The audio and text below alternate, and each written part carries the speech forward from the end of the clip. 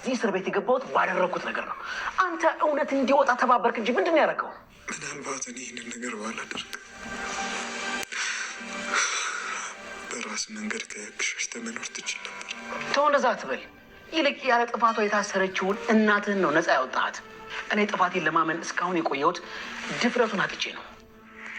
ያው ተከላከልከኝ። ስለዚህ እነሱን አትከሳቸውም ማለት ነው?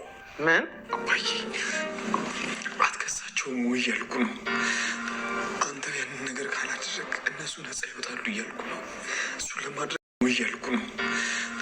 አንተ ያንን ነገር ካላደረግ እነሱ ነፃ ይወጣሉ እያልኩ ነው። እሱን ለማድረግ ዝግጁ ነህ?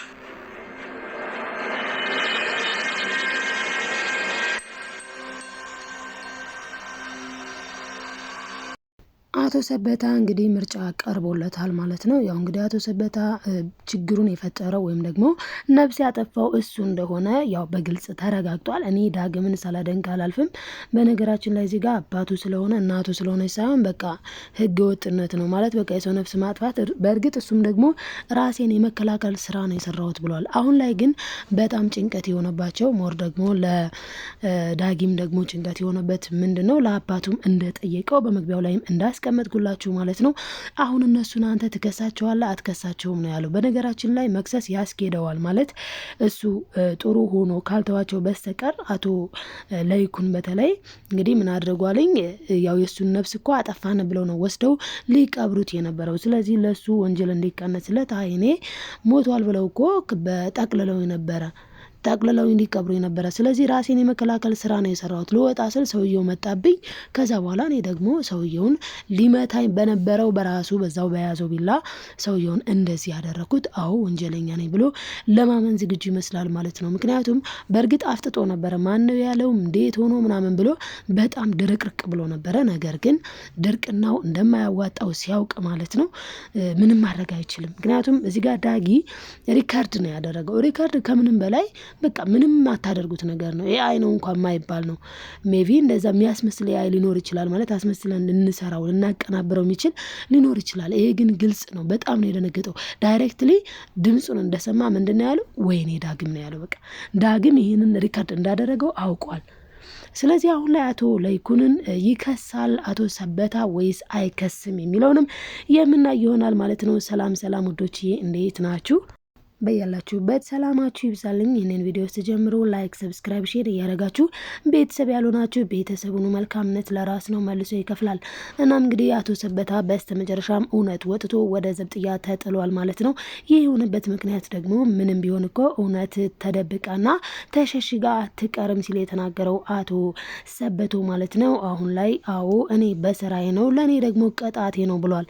እናም እንግዲህ አምራን ደግሞ አሁኑኑ ድርጅቱ በእኔ ስም ካልዞረ በስተቀር የሕክምናውን ነገር አልጀምረውም ስትል ተናግራለች ማለት ነው። ወይዘሮ ዝናሽ ታዲያ እኔ ዋናው ነገር ልጄ ትዳንልኝ እንጂ ገንዘቡ የራሱ ጉዳይ አይደለም፣ 80% መቶውንም ተወሰደው ከፈለገች ዋናው ነገር እኔ ኤሚንዬ ልጄ ደህና ትሆንልኝ ብላለች። ኤሚን በጣም የተወዛገበችበት ምክንያት አላት። ምክንያቱም እኔ እኮ ግራ ተጋባው ኑሐሚን፣ ምን እንደማደርግ ሁላ ጨንቆኛል፣ ግራ ገብቶኛል። እስኪ ቢያንስ አንቺ ካጠገቤ አትራቂብኝ፣ ከጎኔ አትሽሺ፣ አትለኝ ትላለች ማለት ነው ለኑሐሚን። ይህንን ያለችበት ምክንያት ኑሐሚን ወደ ቤቷ ሂዳ ስለነበረ ነው ማለት ነው። እና እንዲሁም ደግሞ ኑሐሚንም ኤርሚያስን አግኝታው ነበረ። ኤርሚያስና ኑሐሚን ሲገናኙ ደግሞ ናሆም ስላየ በጣም ተናዷል ማለት ነው። ናሆምን ያናደደው ነገር ምንድን ነው ሲባል በዋነኝነት ያው ስለሚቀና ነው፣ ስለሚወዳት ነው፣ ስለሚያፈቅራት ነው። እንግዲህ የሚወደን የሚያፈቅረን ሰው ደግሞ ይቀናል። ይሄ የሚያጋጥም ነገር ነው። ነገር ግን እናቷ ማለትም አያቷ ወይዘሮ ባፈናና እንዲሁም ደግሞ የኑሐሚን አባቷም ሁሉም ማለት ነው።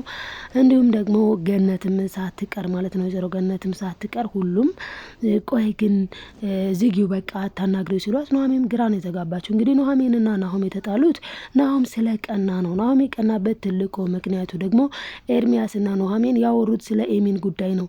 ኤሚን እንድትድን ኤሚን በቃ ሕክምናው እንዲደረግላት ነው የሚፈልገው። ኤርሚያስም ቢሆን ኤርሚያስ አሁን ላይ ኤሚንን በጣም ነው የሚወዳት የሚያፈቅራት። መኪናውን እንኳን ሌላ የሌለው ማለት ነው። እንግዲህ መኪናውን እየሰራ ነው የሚተዳደረው።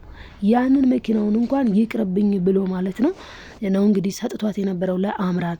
ነገር ግን ኑሐሚንም ናሆምም ቢሆኑ በጭራሽ ይሄ መሆን የለበትም ከኛ ማለትም ከድርጅቱ የምትወስደው ራሱ ከበቂ በላይ ነው። ቆይ ምን አይነት አንገተ ቢስ ነች ብለዋታል። ነገር ግን አሁን ላይ ናሆም ተስፋ ያደረገው ነገር አለ። እግዚአብሔር መፍትሄ አለው። እግዚአብሔር መንገድ አለው። በሆነ ምክንያት ፈጣሪ የሆነ ቻንስ እንደሚልክ ተስፋ አደርጋለሁኝ ነው ያለው ማለት ነው። እናም እንግዲህ አሁን የታሰበው ነገር ምንድነው? በእርግጠኝነት ማለት ነው ኑሐሚን ጋር የናሆም እናት አለች፣ እንዲሁም ደግሞ ቅመሟም አለች። ሜቢ ቅመሟና የናሆም እናት ምርመራውን ቢያደርጉ በተለይ ቅመሟ ህፃናት፣ የናሆም እናት ግን የኤሚንን አይነት ሊሆን ይችላል ደግሞ። ስለዚህ ፈጣሪ መንገድ አለው። የሆነ ሰው እንደሚያመጣ ተስፋ አደርጋለሁ። ለዛ ነው እስካሁን ድረስ ፈርሜ ገንዘቡን ያልሰጠዋትኝ። ምነው አንተ ውክልና አለህ አይደል እንዴ? ለምን አትሰጣትምና ልጄ እንድትታከም አታደርግም ሲባል እንግዲህ ናሆም የመለሰው መልስ ምንድነው? ድንገት እንኳን የሆነ ነገር ሆኖ ተአምር ይፈጠራል፣ ፈጣሪ ተአምርን ያደርጋል ብዬ ነው ብሏልኝ ማለት ነውና ያ ከሆነ አምራን ተዋረደች ማለት ነው። ምክንያቱም አምራን አሁን በቃ ማይቀየር በቃ የተጻፈላት ነገር በቃ በእነሱ ገንዘብ አግኝተሽ ትኖሪያለሽ የተባለች ምናምን ነው የምትመስለው። እናም ለዛ በቃ ፎከስ አድርጋለች። በቃ ገንዘቡ ይሰጠኛል ደግሞ ለዚህ ቁራሌ መኪና ኤርሚያስ በጣም ስለሚወዳት ነው። ኤሚንን ስለሚወዳት የኤሚን ህይወት መትረፍ አለበት ብሎ ስለአሰበ ነው ማለት ነው እንጂ መኪና ደልቶት አይደለም። ለዚህም ነው ኑሐሚንም ናሆምም ሌላ የምትሰራበት ሌላ መኪና የለም አይደል እንዴ? ስለዚህ ራይዱን ትተው ነው እንዴ ሲሉት ራይድ የለውም። ምክንያቱም ራይዱን ነዋ የሰጣትኝ ኦልሬዲ ለእሷ የሰጠው። እናም እሷ ይዛው ነበረ ማለት ነው። አሁን ላይ ግን ከመኪናው አስወጥቷታል። ውጭ አንቺ ምን አይነት ገንዘብ የማትጠግቢ ነሽ? እውነት ለመናገር ምንም ገንዘብ የማትጠግብ በቃ የሰው ገንዘብ በነገራችን ላይ አይጠገብም።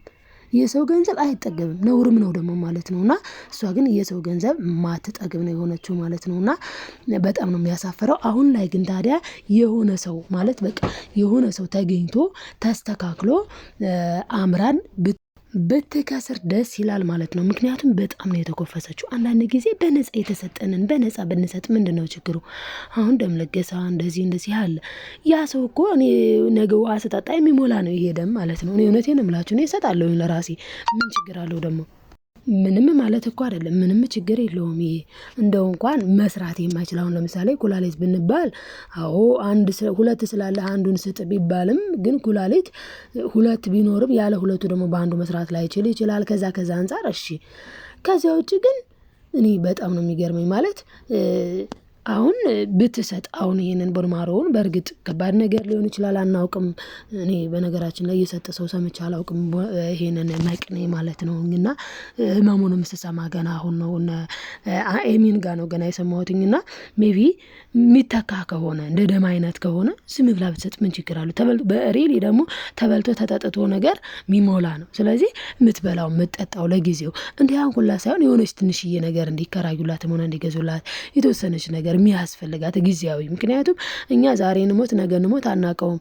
ይህንን የአክል ድርጅት ተቀብላ ኔክስት ዴይ እኮ ልትሞት ትችላለች። እና በነፃ ነው ፈጣሪ ደግሞ ይህንን ሁሉ አካል አንዲት ጥፍራችን ስትታመም ወይም ደግሞ አንዲት ጥርሳችን የሆነ ነገር ሆና እንኳን እኮ ለማስቀየር ወይ ደግሞ ምን ለማለት ስንትና ስንት ብር ነው የምናፈሰው። ግን ይሄ ግን ነፃ ብትሰጥ ምንም እኮ ማለት አይደለምና ይሄ የክፋት ጥግ።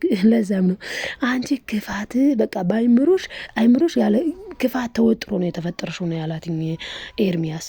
እውነቱ ነው። አንቺ በቃ ያለ ክፋት መልካምነት፣ ደግነት፣ በጎነት፣ ሰላም፣ ጥሩ ነገር አይምሮሽ ማሰብ አይችልም ነው ያላትኝ። እውነትም ነው ኤርሚያስ እንደዚህ ያለው። ኤርሚያስ እንግዲህ በክፋት ከሷ ይበልጥ ነበረ። እንደ ኢቭን እኮ ሴቶችን እንኳን እንደምናስታውሰው ማለት ነው ብቻ በጣም ብዙ በደሎች ብዙ ነገሮችን እያደረገ እናውቀዋለን። ነገር ግን ምን አለ አያችሁ? ብልጥ ከሰው ይማራል፣ ጅል ደግሞ ከራሱ ይማራል። በነገራችን ላይ ኤርሚያስ ብልጥ ሆኖ ከአምራን ተማረ። አምራን ግን ጅል ሆና እንኳን ከራሷ መማራት አልቻለችም። ደጋግሞ ኤርሚያስ ምን ይላታል? ኧረ ቢያንስ ከራስሽ ተማሪ፣ እስኪ ትናንትን እስኪ ወደ ኋላ ተመለሽ። በፍጹም አትፈልግም። እኔ ፈጣሪ የመረጠኝ ነኝ። እኔ ቦንማሮዬ እንደዚህ ውድ መሆኑን ባውቅ ኖሮ የዚህን ያክል ውድ ምቅኔ እንዳለኝ ባውቅ ኖሮ እኮ ድሮ ስንቱን በተጫወትኩበት ነበር፣ ድሮ ስንቱን ባላገጥኩበት ነበር አለች። ይሄ ፈጣሪ የሰጠ ነው። ሰውን ልታላግጥበት፣ ሰውን በቃ የሆነ ነገር ዝቅ ልታረግ አይገባም። እቺ ልጅም እኮ አንድ ፍሬ ልጅ ናት ኤሚን በነገራችን። እናም እንግዲህ ኤሚን ማለት ነው ታክማ እንደምትድን ግልጽ ነው። ትድናለች። ወይዘሮ ዝናሽም ያለችው ልጄ ትዳንልኝ እንጂ የፈለገው ነገር ይሁን ነው። አቶ ለይኩንም ቢሆን እንደዛው ነው ያለው። ምክንያቱም እንደ ልጅ የሚሆን ነገር የለም። ልጃቸውን ማስቀደም ግዴታ ነው ማለት ነው። ውዴታ የሌለው ግዴታ ነው። ስለዚህም ኤሚንን አስቀድመዋልኝ። ኤሚን ግን ጨንቋታል፣ ተረብሻለች። ያው ኑሐሚንም ለማረጋጋት ሞክራለች። ዋናው ነገር እኮ አንቺ መዳንሽ ነው ብላለች። በእርግጥ እሷ መዳኗ ነው የሚፈለገው። ትልቁ ነገር ሰው ጤና ካለው ሰርቶ ጥሮ ግሮም እንኳን ይበላል ማለት ነው። እና ዋናው ጤና እንደሆነ እዚህ ጋር ግልጽ ነው። ጤና ከምንም በላይ ነው ማለት ነው። ጤና ከሁሉ በላይ ነው ማለት ነው። እና እንግዲህ ኤሚን ደግሞ ጤናዋን ማግኘት አለባት። ስለዚህም አምራን ደግሞ የኤሚን ጤና እንዳይመለስ በጣም የገረመኝ ነገር የአምራን ነገር ነው። ነገ ጧት እኮ በእኔ ምን ይፈጠራል፣ ነገ ጧት እኔም ላይ እኮ ችግር ሊገጥመኝ ይችላል ብላ ያላሰበችው አምራን ማለት ነው። አሁን ላይ እንግዲህ በጣም እየተንበላጠጠችበት ትገኛለች። ይህንን ቦንማሮ ይህንን የሰጣት ፈጣሪ ነው። እኔ ደጋግሜ የምላችሁ ማለት ነው። እንግዲህ በኤርሚያስ ጥረት ቢሆን እስካሁን ድና ነበረ ማለት ነው። ነገር ግን ሰው ያስባል፣ ፈጣሪ ደግሞ ያስተካክላል። ስለዚህ እናትና አባቴ ከተፈቱልኝ ዋናው ነገር ለእኔ እሱ ነው ብላለች። አሁን ላይ በጣም የተደመሙት ማለት ነው። ሁሉም የተደነቁት የተገረሙት በዳጊ ስራ ነው። ዳጊ በእርግጥ ለነሱ ትልቅ ውለታ ነው የዋለላቸው፣ ትልቅ ነገርም ነው ያደረገው።